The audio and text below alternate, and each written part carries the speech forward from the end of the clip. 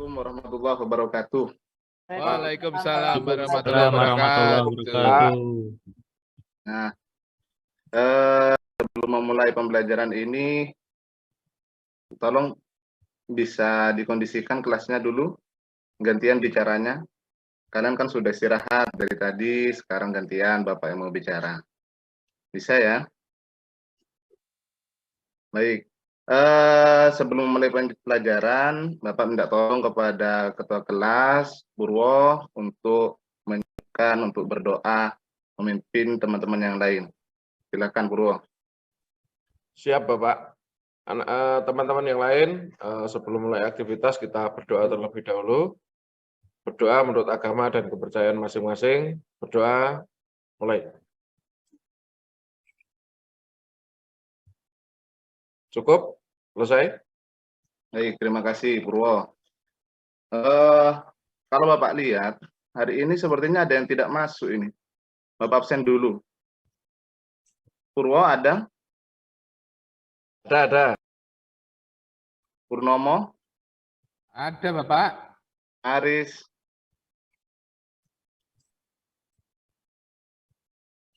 Nia? Ada. Atin? Pinto? Oni? Ridwan? Hadir Pak. Oh, berarti ini Aris ini. Coba sekretaris Nia, kemana ini Aris? Kok tidak masuk? Katanya ada izin tadi, dia nge-WA saya izin ada keluarganya yang nikahin atau apa. Oh, pokoknya jangan sampai Arisnya yang menikah, ini bahaya ini. Harus tuntas dulu sekolahnya. Baik, Bapak mulai masuk pada materi. Jadi pada pertemuan minggu kemarin kita sudah memeriksa hasil estimasi biaya konstruksi gedung. Nah, kalau Bapak periksa ternyata yang mendekati benar itu kelompoknya Purwo. Wah, tangan untuk kelompoknya Purwo ini. Purwo, Purnomo, dan Atin. Waduh, hebat sekali nih, mendekati benar. Kemudian yang Oni ini harus lebih teliti lagi, Oni ya. Oh iya Pak. Jadi jangan ada step atau langkah yang terlewat, karena mata pelajaran ini sampai ke kurva S itu berkesinambungan. Kemudian untuk yang Nia ini juga ada beberapa langkah yang terlewati. Nah, untuk sementara Purwo yang terbaik, kelompoknya Purwo yang terbaik. Nah, jadi agar kita sama-sama tahu letak kesalahannya, silakan Purwo untuk mempresentasikan atau minimal langkah-langkahnya seperti apa dalam memeriksa hasil EBK. Ya Pak, ini saya mencoba presentasi. Ini hasil saya yang sudah kita kerjakan di pertemuan sebelumnya.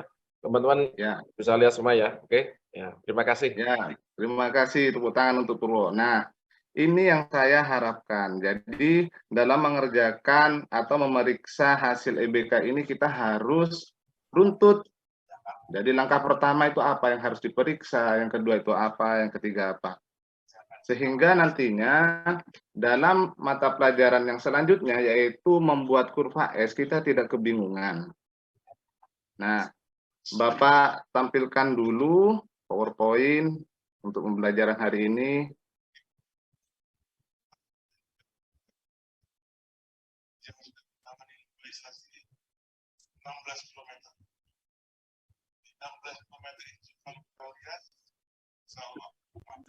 Nah, nantinya pada mata pelajaran kali ini, kompetensi dasar kali ini, kita akan menyajikan konsep time schedule dan kurva S. Nah, ini yang sudah Purwo kerjakan, jadi sesuai dengan step-stepnya. Jadi di sini langkah pertama yang diperiksa adalah menghitung RAB terlebih dahulu. Jadi dari 2 RAB yang sudah saya share kemarin, kita telaah kembali ada kekeliruan apa tidak di volumenya, kemudian setelah itu di klasifikasi analisa harga satuan pekerjaan. Dalam memasukkan harga, jangan lupa sesuai dengan zona. Karena setiap zona itu nanti akan berbeda. Kalau di Surabaya dengan Sidoarjo itu sudah berbeda harga bahannya. Setelah klasifikasi analisa harga satuan, kemudian direkapitulasi. Karena nanti ini yang akan menentukan ke step selanjutnya, direkapitulasi. Nah, jadi jangan sampai kalian dalam mengetik di Excel, jangan sampai salah memasukkan rumus. Nah, setelah itu baru memeriksa, step keempat diperiksa, terakhir adalah menentukan hasilnya. Apakah di mana letak perbedaan antara realisasi anggaran dan rencana anggaran biaya. Nah, Purwo ini sudah baik, sudah bisa menentukan ternyata ada perbedaan di realisasi ini lebih murah daripada rencana anggaran biaya. Nah, masuk ke pembelajaran hari ini, yaitu kurva S. Pertanyaannya adalah, apakah kalian semua pernah melihat kurva S? Coba, Oni, pernah melihat kurva S? Baru dengar, Pak. Baru dengar, Baru alhamdulillah. dengar. Yang penting pernah mendengar dulu. Ya, Pak. Coba, Purwo. Nah, ini Purwo yang kelompoknya hampir mendekati benar. Apakah pernah melihat kurva S, Purwo? Pernah, Pak. Pernah. Nah. Kebetulan kan orang tua saya kan pemborong, terus pernah lihat-lihat gitu. Wah, hebat ini. Semoga nanti Purwo ini bisa melanjutkan pekerjaan orang tuanya. Nih. Kemudian Ridwan. Ini Ridwan cenderung pendiam ini Ridwan ini. Iya, Pernah Bapak. melihat kurva S, Ridwan? Belum, Pak. Baru tahu dari Bapak sekarang, Bapak. Oke. Jadi nantinya dalam suatu proyek, kurva S itu berfungsi untuk mengontrol jalannya proyek tersebut. Nah, nanti kita jobnya akan membuat kurva S ini. Setelah itu Bapak jelaskan tujuan pembelajarannya dulu. Jadi pada pertemuan kali ini, di akhir pembelajaran ini diharapkan peserta didik dapat mengemukakan konsep, kemudian menguraikan konsep kurva S, setelah itu mempolakan konsep kurva S, sehingga nanti kalian bisa membuat kurva S. Minimal mendapat nilai 75 sesuai dengan kriteria ketuntasan minimal. Nah, fungsi kurva S itu apa? Nah, kita bisa lihat di sini bahwasannya yang pertama fungsinya mengarah penelitian atas progres pekerjaan secara keseluruhan. Yang kedua sebagai informasi untuk mengontrol pelaksanaan suatu proyek. Kemudian yang ketiga, kurva S dapat berfungsi sebagai pengoreksi jadwal yang telah dibuat. Dan yang terakhir, yang keempat, sebagai informasi untuk pengambilan keputusan berdasarkan perubahan kurva realisasi terhadap kurva rencana perubahan.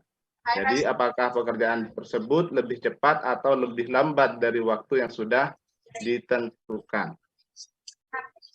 Nah, coba sekarang kalian buka link Google Drive yang sudah Bapak share di grup kelas, grup WA kelas. Silahkan dibuka dulu. Ya, Pak. Sudah. Saya menyesal tahun 2019 di Arafah. Linto sudah dibuka Linto? Pak Menteri Agama yang Pak. Oke. Atin sudah ya? Sudah semua? Baik. Di dalam link Google Drive ini berisi tentang kurva S. Jadi bagi tadi Oni yang tidak tahu kurva S itu seperti apa, nah bentuknya seperti ini. Nah, jadi Saya kolom bawa pertama itu adalah nomor, setelah itu ada keterangan pekerjaan. Jadi pekerjaan apa saja, setelah itu ada bobot, kemudian ada minggu. Jadi ini minggu pertama sampai minggu ke-10. Setelah itu nantinya di sini ada grafik. Nah, ini membentuk S. Nah, dari dasar ini maka namanya menjadi kurva S. Apakah harus membentuk S? Belum tentu. Nah, jadi untuk yang garis berwarna hijau ini adalah rencana. Nah, untuk yang merah ini adalah pelaksanaan. Nah, sekarang pertanyaannya, berarti kalau garis merah ini berada di atas garis rencana, kira-kira pekerjaannya sudah baik apa belum?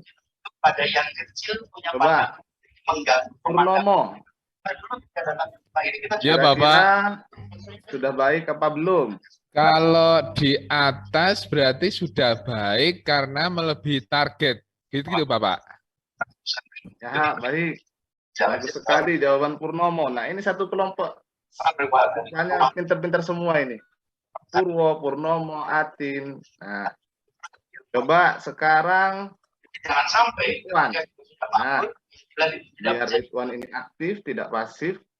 Bagaimana kalau berada di bawah garis yang hijau ini? Ada di garis hijau, Pak. Aduh. Ya, jadi acuannya ini Gimana kan ini? hijau. Tadi Purnomo itu sudah menjelaskan kalau di atas berarti baik. Nah, sekarang kalau di bawah, Kalau di bagaimana? bawah berarti kebalikannya mungkin, Pak. Jadi buruk. Gitu gak, Pak? Nah, Tapi buruk nggak ya. tahu. Tapi nggak tahu buruknya dari mana, Bapak. Nah, baik dan tidaknya ini kita harus analisa kembali. Jadi seperti yang sudah diutarakan Ridwan, berarti kalau ada di track yang warna hijau di bawah, berarti pekerjaannya ini ada sesuatu yang salah. Nah, kira-kira kalau seumpama pada pekerjaan pondasi. Nah, pekerjaan pondasi ternyata ini merahnya ada di bawah. Nah, ini ada beberapa kendala. Coba disebutkan kendala apa saja yang ada di lapangan kira-kira. Ada yang tahu? Cuaca, Pak. Hujan, Cuaca, bagus hujan ya. sekali. Setelah itu apa lagi kira-kira? Harga bahan jadi naik, Pak. Bisa nggak, Pak? Nah, harga bahan nanti. Nah, kita ini pelaksanaannya dulu. Mungkin Apa belum kira-kira? siap Pak materialnya kemarin. Boleh. Jadi setelah kita inden, setelah kita pesan, ternyata ada kendala dalam proses pengiriman. Bagus sekali Purwo ini. Ada lagi? Kalau itu Pak, kalau jumlah tenaganya kurang misalnya Pak. Waduh, ini memang kelompoknya sip-sip ini. Purwo, Purnomo. Nah, jadi ada beberapa kendala yang harus bisa kita pecahkan apabila ada keterlambatan. Nah, seperti yang sudah diutarakan kalian semua, ada faktor cuaca, kemudian keterlambatan dalam pengiriman, setelah itu yang Purnomo tadi produktivitas pekerjanya. Nah, ini harus diantisipasi. Nah, bagaimana caranya? Kalau seumpama kita dari cuaca dulu, seumpama dalam pekerjaan beton. Nah, ternyata ketika mau mengerjakan beton, itu hujan. Sehingga pada hari itu tidak ada pekerjaan yang dikerjakan. Nah, bagaimana cara agar pekerjaan beton ini maksimal tidak terlalu jauh lah dari trek yang warna hijau. Ada yang bisa menjawab? Mungkin dengan menggunakan terpal, Pak, atau pelindung, Pak. Terpal, pelindung. Boleh. Kalau proyeknya tidak terlalu besar, boleh. Seumpama membangun rumah tipe 36, boleh. Ada lagi?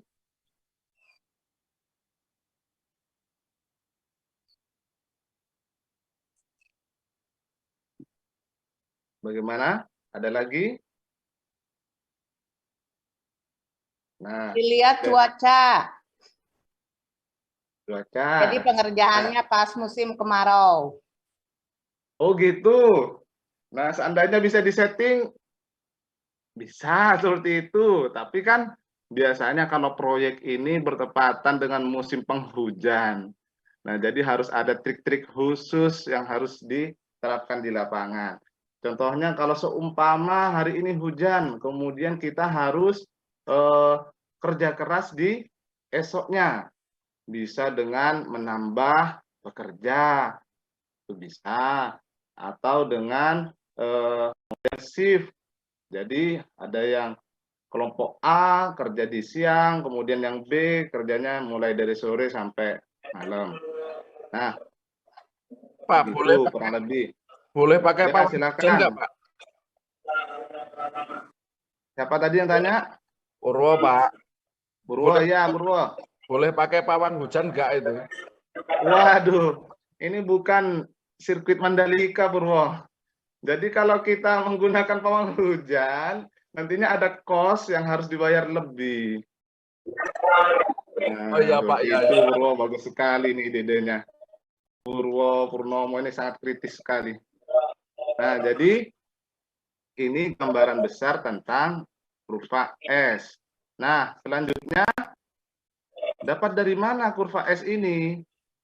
Seperti yang sudah dijelaskan, dipresentasikan oleh Purwo dan kawan-kawan. Jadi ini berangkatnya dari perhitungan bencana anggaran biaya, kemudian setelah itu rekapitulasi, terakhir baru kita membuat kurva S, kurang lebih seperti itu. Nah, selanjutnya, apakah semudah itu membuat kurva S? Tidak, karena kita itu harus tahu urutan masing-masing pekerjaan. Nah, coba di sini ada pekerjaan persiapan, pekerjaan atap, finishing, dinding, listrik, fondasi, beton, dan lantai. Coba dirembukkan terlebih dahulu dengan kelompok masing-masing. Pekerjaan apa yang harus didahulukan, diurutkan, setelah itu yang terakhir apa? Bapak kasih waktu 5 menit.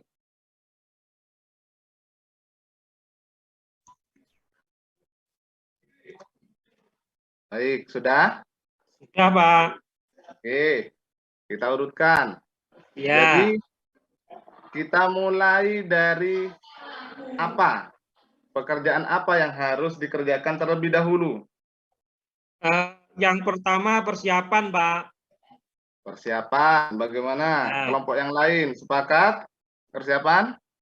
Sepakat. Sepakat. Setelah itu? Setelah pekerjaan persiapan? Pondasi, Pak. Ya.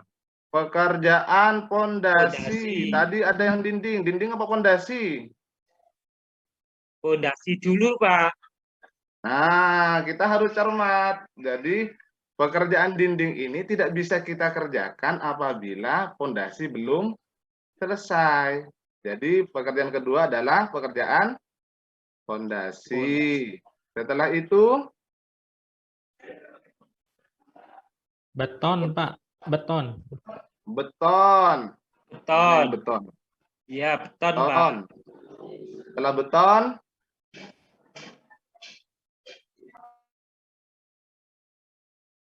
setelah pekerjaan beton, Dinding. dinding. Setelah pekerjaan dinding, Atap. atap. Terus udah atap, lantai.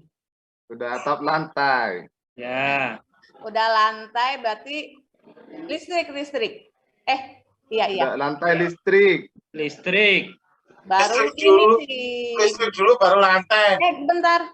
Kayaknya listrik dulu baru lantai ya? Ya, listrik Listrik dulu dulu baru Ya.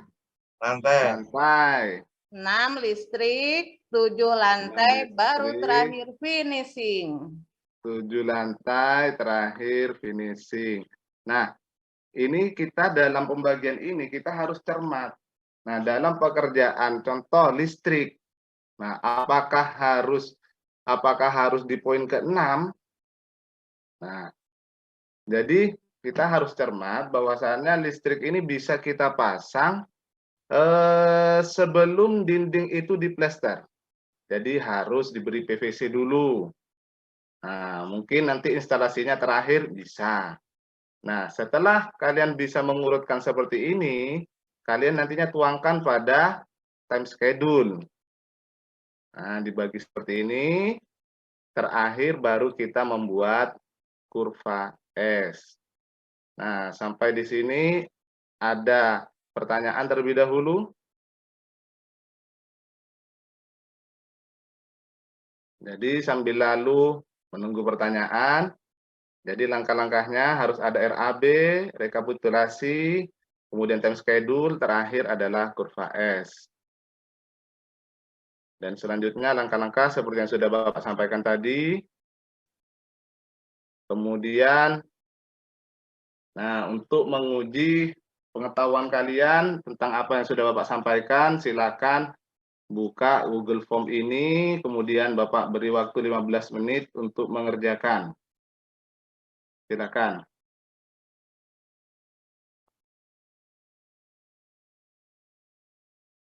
Sudah ya? Nah, setelah Bapak periksa, nah ini ternyata Oni ini diam-diam menghanyutkan orangnya ini. Jawaban Oni paling tinggi mendapat poin 95, yang lain di bawah Oni. Nah, yang lain harus berusaha keras, karena apa? Karena nanti di lapangan estimasi biaya konstruksi ini sangat dibutuhkan. Jadi selain kalian harus bisa menggambar, kalian juga harus mampu menghitung. Nah, kemudian setelah itu tugas selanjutnya Bapak share dulu lembar kerja peserta didik. Silakan Purwo, Bapak minta bantu untuk membagikan LKPD.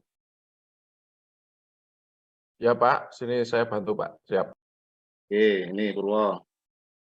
Nah, dalam menyelesaikan tugas yang kedua ini, kalian itu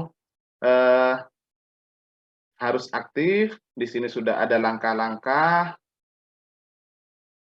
guru membentuk kelompok. Nah, kelompoknya tetap seperti yang kemarin. Kelompok pertama ada Purwo, Purnomo, Atin. Yang kedua Nia, Aris, dan Rinto. Kemudian kelompok ketiga Oni dan Ridwan. Kemudian setelah itu silakan buka link Google Drive yang sudah Bapak tulis di sini. Kemudian kalian download. Kemudian kalian membuat langkah kerja. Kemudian dituangkan dalam Excel, yaitu membuat kurva S. Nantinya ketika kalian mampu menerapkan kurva S, itu poinnya 15, menguraikan konsep kurva S juga 15, mempolakan konsep kurva S 30, dan terakhir paling tinggi poinnya yaitu membuat kurva S. Silahkan tempat duduknya dijadikan satu sesuai dengan kelompok, kemudian kita diskusikan, kita kerja bersama. Di sini Bapak kasih waktu 30 menit, kemudian setelah itu kita presentasi masing-masing kelompok. Silakan. Baik, waktunya sudah selesai. Kita mulai dari kelompok Oni. Jadi kelompoknya Oni silakan presentasi, memaparkan hasil pekerjaannya di depan kelas. Baik, terima kasih. Tepuk tangan untuk kelompoknya Oni dan Ridwan. Nah, Oni dan Ridwan ini hampir sama dengan pekerjaan yang sebelumnya, jadi masih ada beberapa pekerjaan yang belum teliti. Jadi silakan nanti diperbaiki kembali ya, Oni dan Ridwan. Kelompok yang kedua yaitu Nia, Aris, dan Rinto. Nah, Aris ini menikah kayaknya ini. Silakan Nia dan Rinto. Ya, terima kasih. Nia dan Rinto, tepuk tangan. Nah, ini sudah mulai ada progres untuk kelompoknya Nia dan Rinto, sudah mulai membaik pekerjaannya. Cuman ada yang harus diperbaiki dalam membuat kurva S. Oke, Kelompok Pak. terakhir, Purwo dan Purnomo. Purwo, Purnomo, dan Atin. Silakan. Oke, siap. Dari Siap. kelompok kami hasilnya seperti ini, Pak. Hasilnya seperti ini, seperti yang sudah Baik. saya tampilkan. Ya, terima kasih untuk kelompoknya Purnomo, Purwo, dan Atin. Jadi dari 3 kelompok ini masih tetap seperti sebelumnya, kelompok Purwo, Purnomo, dan Atin ini terbaik. Nah, jadi kelompok yang lain jangan berkecil hati. Jadi terus ditingkatkan kemampuannya, ketelitiannya, sehingga nanti kita sama-sama menjadi orang yang sukses. Nah, karena waktu sudah habis, nah, jadi Bapak di sini menarik kesimpulan bahwasannya kurva S ini sebagai acuan dalam mengontrol pelaksanaan proyek, kemudian juga mengambil keputusan. Nah, dari 3 penampil, tetap Purwo, Purnomo, dan Atin yang terbaik. Diharapkan pertemuan selanjutnya, saya mengharap kelompoknya Oni dan Ridwan ini bisa tampil lebih baik lagi dari hari ini. Nah, untuk materi yang selanjutnya, kita akan menghitung bobot persentase. Dan karena waktu sudah habis, minta tolong pada Purwo selaku ketua kelas untuk menutup dengan doa. Silakan Purwo. Terima kasih Bapak atas pelajaran hari ini, teman-teman semuanya. Kita berdoa dulu sebelum mengakhiri kegiatan. Berdoa menurut agama dan kepercayaan masing-masing. Berdoa mulai. Selesai. Terima kasih untuk pertemuan hari ini. Bapak akhiri. Assalamualaikum warahmatullahi wabarakatuh. Waalaikumsalam warahmatullahi wabarakatuh.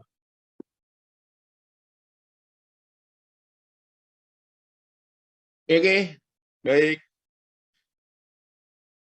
Kita beri kesempatan untuk memberi komentar pada teman-teman. Silakan berikan masukan. Memberi masukan ya Pak Firman.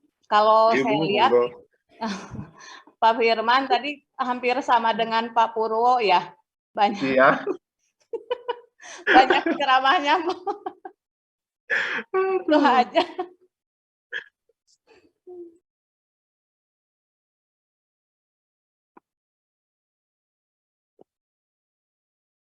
Monggo yang lain Bapak Ibu. Iya ya, ternyata ketika sudah dievaluasi kita sendiri, orang lain yang menilai, kita sih merasa baik-baik aja. Tapi ketika orang lain menilai, iya ya, kita masih dominan ya. Padahal kan di sini kan, Betul. iya, siswa kan yang harus dominan. Gimana ini? Perlu trik-trik berarti ini mungkin dari Pak Zaitun nanti punya trik-trik khusus ini biar kita keren-keren semua. Pak. Karena guru biasa berbicara, jadi kadang pas giliran udah nerangkan lupa jadinya. Izin menambahkan Pak Firman. Monggo Purnomo. Biasanya kan kita itu di penutup mesti fokusnya langsung ini ya, langsung doa gitu ya. Padahal kita harus merangkum gitu ya, terus memberikan refleksi, terus juga tidak lanjut. Tapi biasanya kita itu sering lupa itu. Yang penting berdoa selesai gitu ya Pak Firman ya. Kebiasaan. Iya betul Pak. Aduh. Saya dari tadi ini mohon maaf Pak Zaidun. Saya dari awal sudah bingung memadatkan materi itu bagaimana. Setelah itu saya lihat jam, loh kok sudah mau habis. Kemudian materinya juga tidak tersampaikan semua gitu, Pak.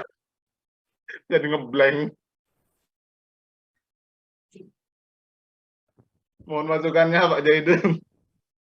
Yang lain dulu. Saya nanti terakhir. Coba yang lain. Begini, Pak Zaidun. Jadi Iya. ini Pak Atin, dari hasil pengamatan yang pertama, kedua, dan ketiga tadi, ya memang kita sebagai guru untuk sebelum membelajarkan anak itu kelihatannya memang butuh waktu untuk memberikan pemaparan begitu. Dan itu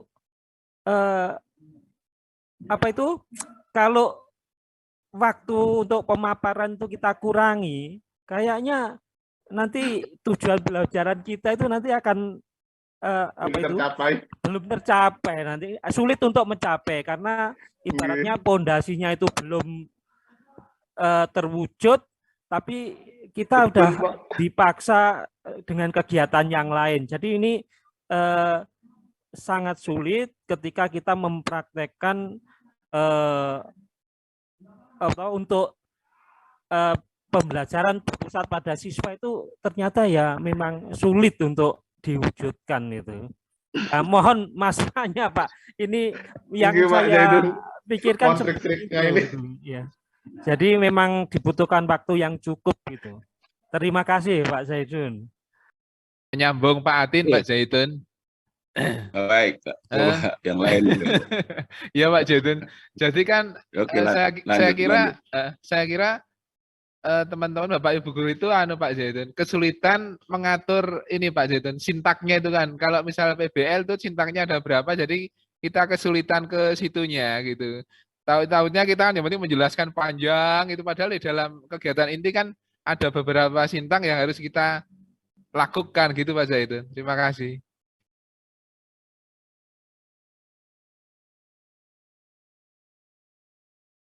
Selain sintak, waktu juga Pak Purnomo. Aduh, sulit. Masih terbiasa TCL Pak Jaidun, mohon maaf ini.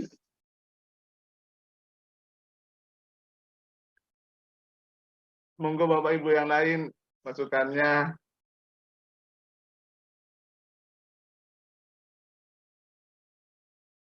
Mungkin Pak Jaidun menambahkan dari Bapak Ibu yang lain, Pak Jaidun. Ya, saya kira ini refleksi untuk kita semua lah. Selama ini memang kita tidak ada yang menilai yang kita ya, oh mungkin yang terbaik ya model kayak gini. Dengan adanya PPG ini tentunya ini menjadi perbaikan untuk kita semua, Bapak Ibu. Ya saya kira sisi positifnya kesibukannya luar biasa. Saya tadi malam sampai jam 12-an. Hari ini mungkin lembur lagi dan sebagainya. Nggak apa-apa, ini memang proses yang harus kita lewati. Dan banyak teman-teman yang lain juga pengen PPG juga. Kita harus bersyukur untuk itu. Terima kasih untuk semuanya.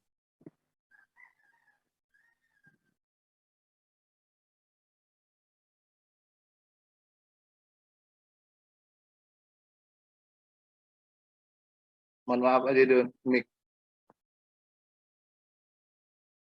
Oke, ya baik.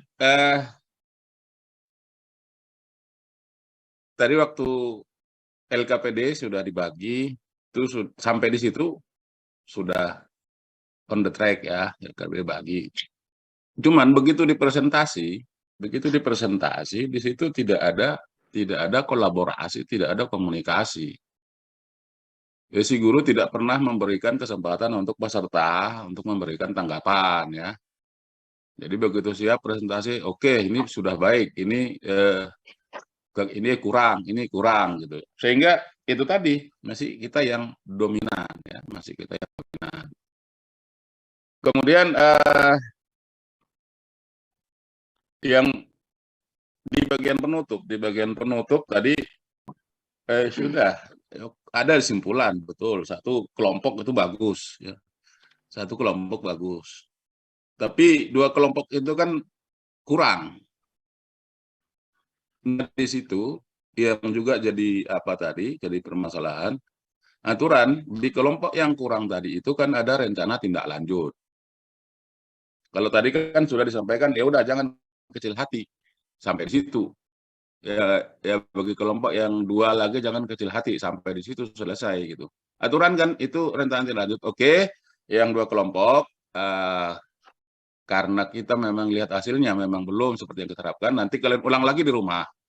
Itu kerjakan lagi di rumah, nanti jawabannya dikirimkan ke saya gitu. Atau ya bagaimana supaya mereka memang diberi kesempatan untuk memperbaiki hasilnya sehingga tidak ditinggal begitu saja. Kalau itu ditinggal begitu saja, Pak, sementara kita sudah tahu hasilnya memang tidak maksimal, kita tinggal begitu saja, kita masuk ke materi berikutnya. Tadi kan disampaikan minggu depan kita masuk ke sini gitu. Jadi yang belum tuntas itu diapain? Itu nanti itu nggak ada gitu. Itu nggak ada. Jadi disitulah kuncinya memang kita itu refleksi di akhir pembelajaran itu di situ. Apalagi yang tadi memang si gurunya sudah bisa memetakan ada 1 kelompok sudah bagus, 2 kelompok lagi kurang. Tapi begitu tahu 2 kelompok kurang ini nggak ada apa-apanya gitu, nggak diapa-apain. Ya kan sama aja mereka nanti jadi kapan tuntasnya mereka kalau itu tidak diberi remedial, tidak diberi kesempatan untuk memperbaiki dirinya, bagaimana dia supaya seperti kelompok yang kita harapkan. Ya ini memang teman-teman bagaimana ya, inilah memang yang diharapkan karena merubah mindset. Ya mindset otoritas kita sebagai guru ini memang yang susah. Karena ya udah seperti yang kita katakan, kita kalau tidak cakap dari A sampai Z ya nggak ngajar gitu. Padahal kita sudah dari awal kita sudah identifikasi permasalahan kita yang terutama adalah pembelajaran yang berpusat kepada guru gitu. Nah, tetapi ternyata sampai ini ke penampilan kita hari ini, ya itu memang masih kita tunjukkan seperti itu. Jadi ya itulah teman-teman ya berusaha lah untuk bisa ini gitu. Jadi itu memang harus dimulai dari RPP. Di RPP di dalam merumuskan sintak-sintak pembelajaran itu harus dimulai dari situ bahwa sintak-sintaknya itu atau deskripsi yang kita tuangkan di situ memang sudah kita mulai bagaimana cara kita untuk melaksanakan pembelajaran yang berpusat kepada peserta didik. Misalkan contoh di kegiatan pendahuluan, di kegiatan apa menentukan intake masalah gitu. Itu kan masih juga kita lihat tadi dominannya. Padahal di awal-awal kita sudah sampaikan. Sampaikan dulu masalahnya apa di situ gitu. Masalahnya apa? Itu belum kelihatan sampai yang keempat ini gitu. Jadi ya marilah kita sama-sama memperbaiki nanti artinya peer teaching ini oke tahap pembelajaran silakan kita maklum lah sana sini. Harapan kita nanti saat real kelasnya itu sudah betul-betul seperti yang kita harapkan. Itu mungkin dari saya kembalikan ke Pak Sam karena yang lain sudah tidak ada komentar sama Pak Jul. Silakan Pak. Baik, terima kasih Pak Zaidun. Ya, artinya apa yang kita sampaikan ke peserta ini di kita pun masih melekatnya itu. Jadi mari kita sama-sama memperbaikinya gitu kan.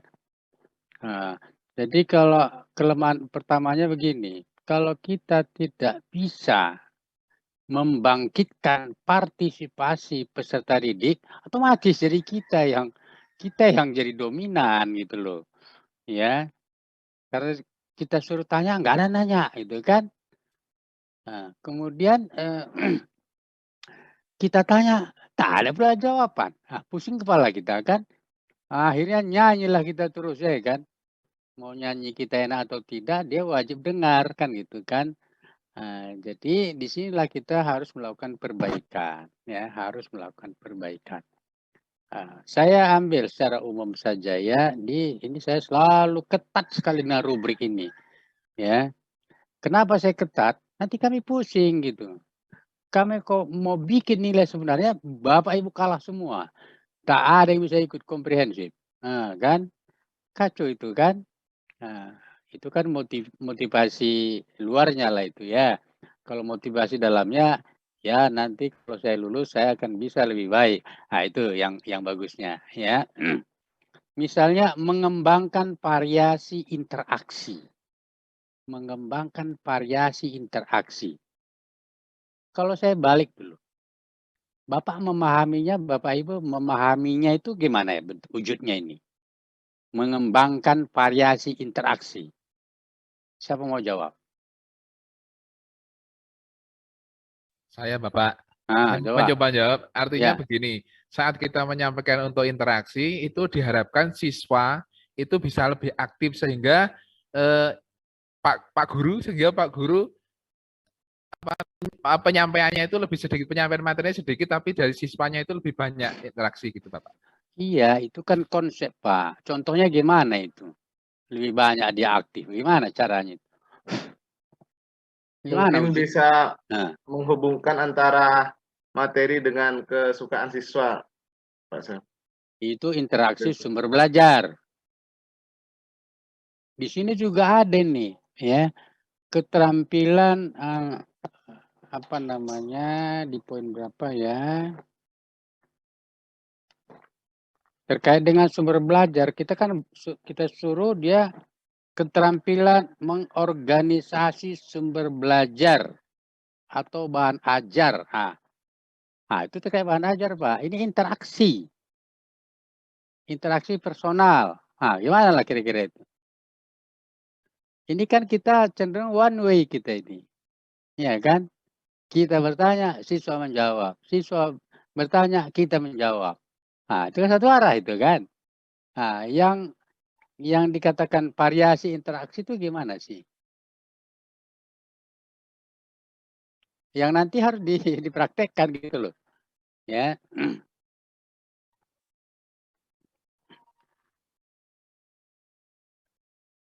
Nah, siapa mau kasih contoh? Variasi interaksi berarti ada kesinambungan antara peserta didik. Misalnya ada pertanyaan sama guru dialihkan ke peserta yang lain. Nah, lebih kurang itu. Contoh sederhananya. Bagus ya. Nah, jangan terus kita jawab. Malah gini ya, malah ada satu konsep. Kalau kita bertanya, kita dilarang menjawab. Nah, itu konsep itu. Kalau pertanyaan itu sangat prinsip, suruh dia cari jawabannya di berbagai sumber. Dilarang, ini kan enggak. Karena kita tanya, dia enggak mau jawab, enggak bisa jawab, akhirnya kita langsung menjawab. Terakhir nanti itu kan menurunkan motivasi. Ujung-ujungnya nanti kalau kita bertanya, dia tinggal bilang dalam hati, enggak usah kita jawab. Toh nanti akan dijawab apa itu? Katanya kan gitu kan. Ya, dilarang itu. Ya. Jadi benar antara lain ya Bu Nia ya. Nah, kalau ada pertanyaan harus kita lempar. Ada pertanyaan siswa, jangan kita jawab, lempar dulu ke tempat yang lain, ke siswa yang lain. Jangan-jangan di sana ditemukan. Kalau lah misalnya jawabannya kurang seperti nama saya, baru kita masuk. Kan gitu ya, melengkapinya. Kan gitu ya. Izin Itu, Pak. Tadi kan sudah saya contohkan apakah pas atau enggak Pak. Maksudnya untuk belajar kita bersama. Tadi kan ini apa? Saya lempar, menurut kamu apa? Menurut kamu apa? Menurut kamu apa? Baru dilengkapi kayak gitu atau bagaimana? Artinya di dalam keterampilan bertanya ini kan cukup luas, Pak. Malah saya pernah membaca sebuah jurnal, hanya keterampilan bertanya itu levelnya tesis, Pak. Hanya keterampilan bertanya. Ya. Bertanya dasar, bertanya lanjut, kemudian cara bertanya, kan gitu kan. Ya memang itu kawasan kita, Pak. Kawasan kita itu. Kawasan kita yang sebagai seorang guru, ya itu. Pak Oni yang SD, otomatis harus mengikuti, Pak. Harus mengikuti kebutuhan dari seorang guru. Ya, ada lagi keterampilan bertanya berdasarkan level. Ya, berdasarkan level. Nah, kalau saya biasanya, misalnya saya tanya peserta didik, saya mulai dari C1. Dia bisa naik ke C2. Bisa naik ke C3. Begitu dia, Pak. Ya kan? Sampai seperti itu dia. Kemudian ini teknik-teknik bertanya. Misalnya jangan sampai nanti muncul Bapak mau bertanya langsung tunjuk. Ya, atau saya lah misalnya gitu kan. Pak Oni, apa yang maksud dengan belajar? Gelagapan dia. Ya kan? Nah, maka kita harus tanya dulu, bikin dulu statementnya. Apalah pengertian belajar? Siapa mau jawab? Kalau tidak ada kita tunjuk. Kan begitu ya. Terus jangan itu saja ditunjuk. Ya. Saya misalnya senang dengan Pak Firman. Udah, saya Firman aja. Ya kan? Nanti yang lain bilang, nanti Pak Firman tanya itu. Gitu. Gak berpikir yang lain. Nah, kan begitu kan?